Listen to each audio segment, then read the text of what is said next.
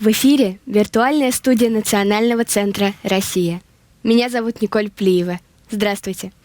Сегодня, в канун великого праздника Великой Победы, мы заканчиваем серию подкастов, посвященную людям, которые сделали все, чтобы этот день наступил. В нашей студии сегодня внучка Амазаспа Хачатуровича Бабаджаняна, главного маршала бронетанковых войск, героя Советского Союза, Юлия. Здравствуйте. Здравствуйте, Николь. Расскажите мне о победе.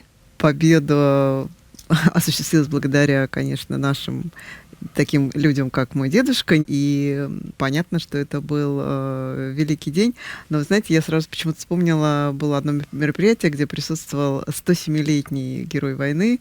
Это было 2 года назад. Вот, и мне очень понравились его слова, а это было 9 мая.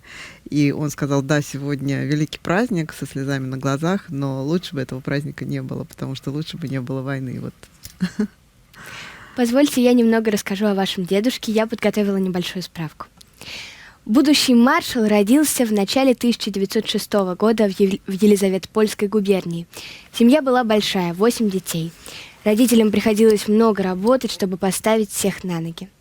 Маленький Амазасп после школы помогал в отцовском хозяйстве, как и его братья. В юношестве вступил в комсомол и по этой линии был отправлен на учебу в Закавказскую военную пехотную школу. Начинал как командир взвода. Тогда, в далеком 25-м, никто не мог представить, что этот юный офицер станет маршалом. Я знаю, что о храбрости вашего деда ходили просто легенды и говорили, что это была храбрость на грани безумия, и немцы называли его даже «Черная пантера». Почему? Вы знаете, тут несколько версий, но, конечно, прежде всего это его стремительные наступления, его неожиданность. Вторая, то есть он действительно был такой же ловкий, как бы, да, в бою, как пантера, можно сказать. Вот. Вторая версия — это из-за его смуглого цвета лица.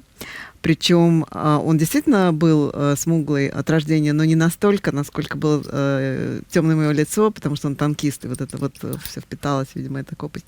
Вот. И, третий такой момент, что черная форма танкиста, правда, она у них у всех была, но вот, скорее всего, все-таки первая. Ваш дедушка один из тех офицеров, кто еще до начала вторжения немцев знал, что будет война. Как он смог это почувствовать?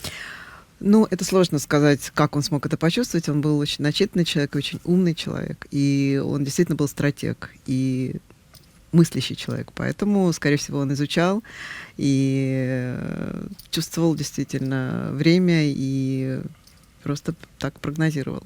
Все-таки знания, наверное, конечно. Помогали. Если внимательно изучать биографию вашего дедушки, то можно заметить, что вначале он командовал стрелковыми полками, и только после учебы в Академии Фрунзе стал танкистом. И расскажите об этом интересном факте. Почему так? Вы знаете, что вот по поводу после учебы, мы, кстати, даже с мамой об этом рассуждали, и обе не уверены, но, возможно, может быть, вы где-то это мы в своих источниках не нашли. Просто мы знаем историю, что действительно он был во время войны, да, то есть ему даже предложили сначала возглавить летные войска, он сказал: нет, спасибо, вот, и тогда через какое-то время сказали, что можно стать танкистом, и он согласился, он тут же обратился к механику, который учил его, и он занимался по 8 часов в день, но он был действительно, вот его прозвище еще «Ходячая энциклопедия», он был просто одержим вообще обучением, учебы, он очень хорошо запоминал, очень быстро впитывал, вот, это надо знать еще историю его детства, мы так сразу перескочили, вот, и он действительно учился по 8 часов в день, и научился настолько, что потом они говорили вот на нашу голову, то есть он лучше механиков разбирался, делал замечания, подсказывал, вот, и то есть он просто, можно сказать, переквалифицировался во время войны. А вот вы упомянули детство. Вот скажите, может быть, были какие-то вот интересные факты из детства, которые позже, возможно, как-то повлияли на его характер? Вот о нем читать очень интересно. Моя мама, мы издали книгу, то есть я иллюстрировала, мама писала на основании его дневников. Вот. Кстати, везде вообще официальная версия, что он родился в 1906 году, и на следующий год будут праздновать его 120-летие, но это не так. Он родился в 1908 году, он просто подделал документы, чтобы попасть на военную учебу. Да? Сейчас делают наоборот. Вот. И у него действительно уникальная история, потому что он был пастух в горном селе, и, в общем-то, его мечта была стать чабаном, потому что чабан — это старший пастух, а в итоге он стал маршалом.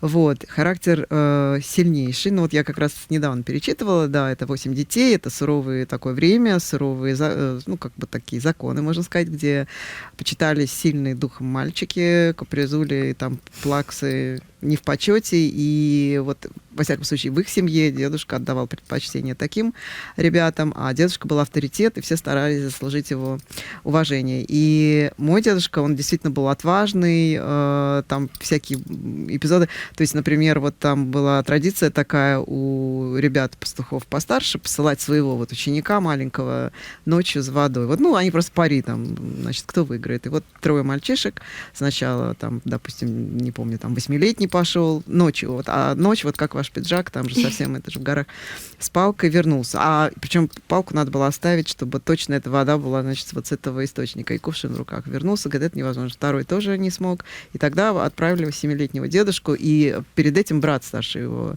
отозвал, говорит, или смерть, или вода. Лучше не приходи без воды. И он дошел, и вот с того времени его называли отважным. Вот. Ну, там разные истории, как он, мы с мамой тоже смеялись. Мама говорит, бедный орел, значит, схватил голубку, хотел пообедать. Это же, говорит, нормально для птиц, но дедушка, он всегда защищал слабых, правда, по жизни. Вот, и он залез на отважную скалу и спас голубку. И тоже прозвали вот скала Амазаспа с тех пор, это он маленький был. Ну, вот таких очень много, как он там ночь в дупле провел и так далее, и так далее. Он был очень отважный, очень смелый, такой даже драчун, можно сказать, но потом он научился собой владеть, и просто эти качества ему очень помогали, вот это вот завоевывание, да, себя такое, вот. И понятно, что и, в общем-то, он обучался на армянском языке вот в горах, да, а потом, представляете, возглавлял бронетанковую академию. Ну, то есть уникальный был человек. Храбрый, сильный, своевольный командир. Это еще не все эпитеты, которые могут подойти маршалу. Он имел свою точку зрения и не собирался рисковать своими людьми, выполняя невозможные задачи. За это несколько раз был на грани трибунала. Вот можно про это подробности?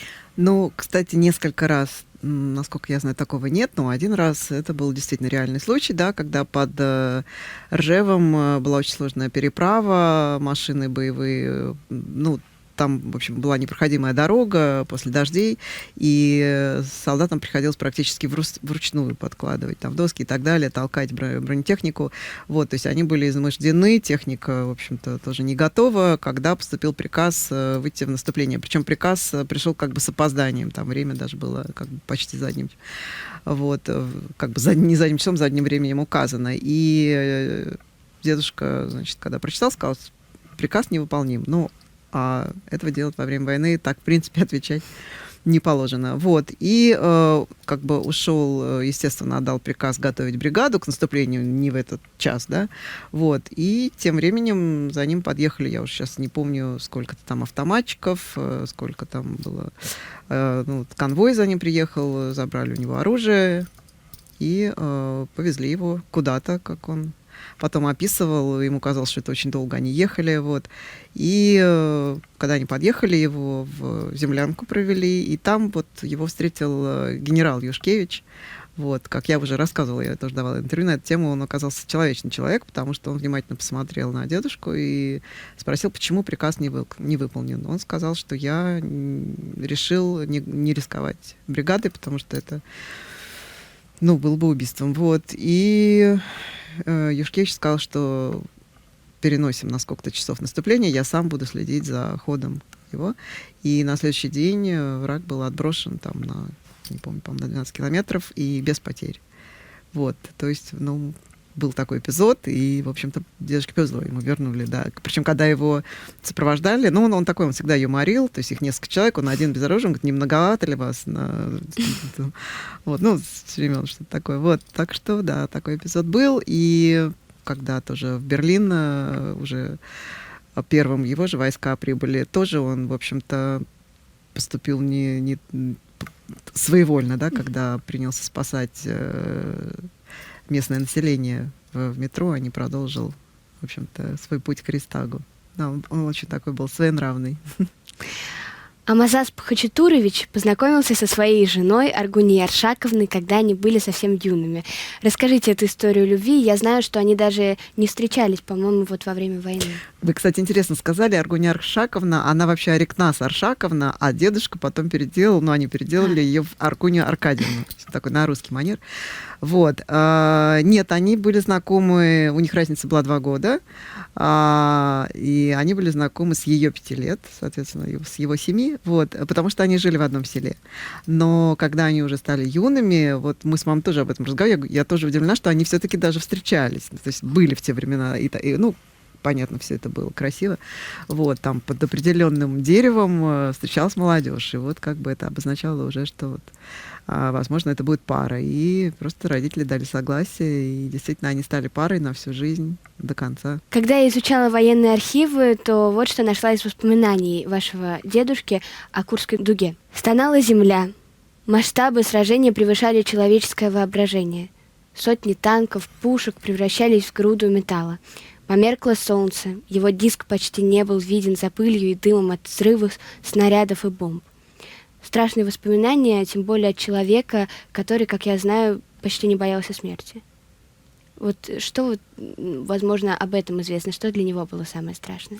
Вы знаете, я запомнила... Ну, вы поймите, когда дедушки не стало, мне было 6 лет. Поэтому, конечно, со мной о войне он не разговаривал, а он очень любил детей и общался со мной как просто с внучкой.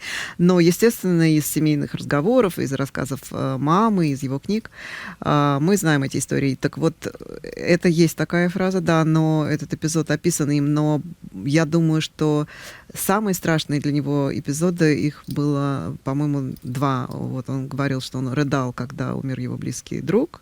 Вообще он тяжело их как бы хоронил, да, друзей. Вот. И один страшный случай, когда на его глазах, вот точно такой случай, по-моему, был под Ленинградом, когда разбомбили эшелон с детьми и женщинами, немцы, фашисты, которые эвакуировались. И такой же был эпизод, я сейчас место не помню, это был другой случай. И они не могли помочь, они наблюдали сопки там вообще, то есть на расстоянии, но они все это видели. И вот это вот просто месиво из людей, детей, плач. Это все было слышно, но помочь они не могли. Вот это он описывал, вот эти воспоминания просто с болью. Да, ну и, безусловно, я думаю, что всю войну. Но, вы знаете, такие люди дома об этом не разговаривали.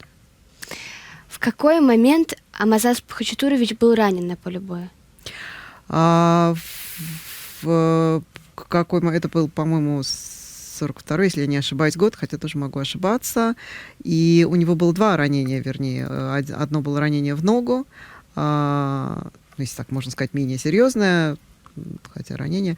Вот. А второе, серьезнейшее, это было ранение в горло, когда кровь просто хлынула горлом, и была задета трахея, были задеты. И это был тоже уникальный случай. Врачи потом просто недоумевали, как человек, в принципе, с таким ранением был очень много часов без медицинской помощи, но он много часов в таком состоянии командовал боем. И сначала он мог командовать, мог говорить тихо, потом голос пропал, и все время вот это вот хлестала кровь, он писал.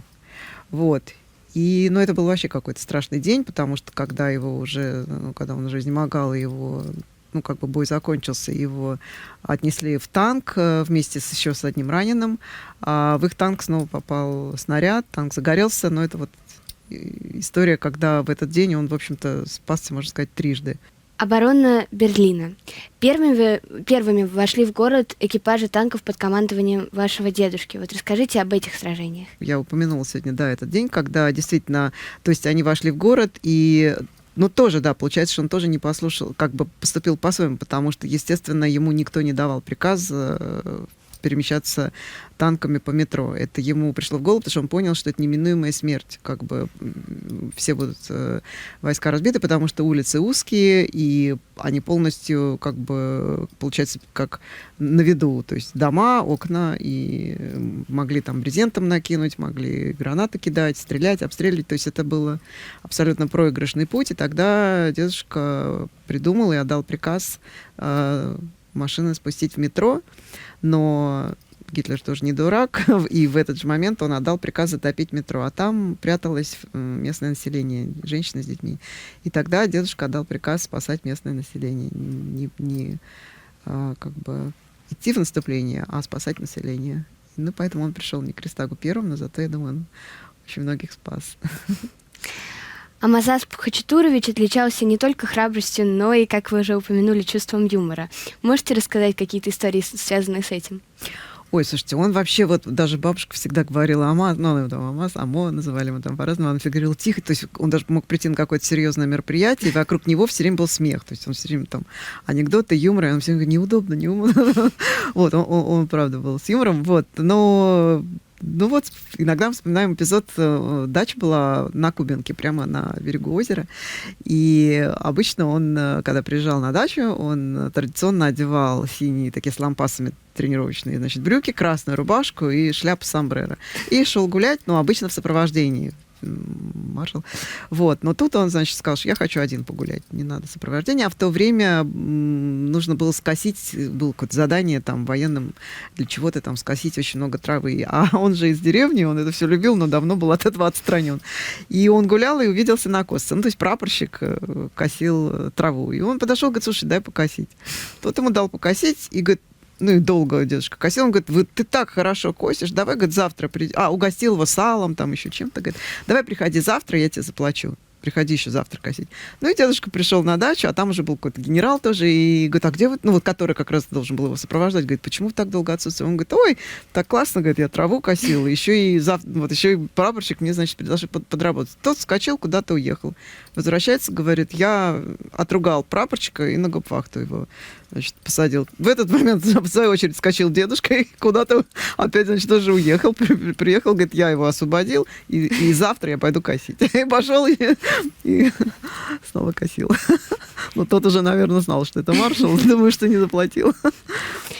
Амазас Хачатурович возглавлял академию. Вот расскажите, каким он был именно преподавателем? Знаете, что удивительно, что его до сих пор вот, ну, как бы так, осознанных моих уже много лет, да, когда мама это все рассказывает, то есть когда она приходит на какие-то мероприятия в Британскую академию, когда называют его фамилию, все встают.